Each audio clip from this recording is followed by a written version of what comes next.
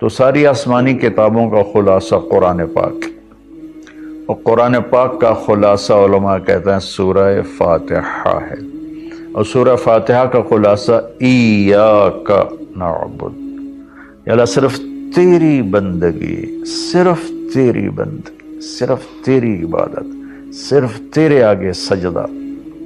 اور کسی کے آگے نہیں۔ وَإِيَّاكَ نَسْتَعِينُ، اور یا اللہ صرف ہم تجھ سے مدد مانگتے ہیں، تیرے علاوہ ہم کسی سے نہیں مانگتے، یا اللہ صرف تجھ سے مدد مانگتے ہیں۔ ایاک نستعین، ایاک پہلے آیا ہے، پہلے ادھر بھی ایاک پہلے آیا ہے، اس میں یہ مطلب بتایا جا رہا ہے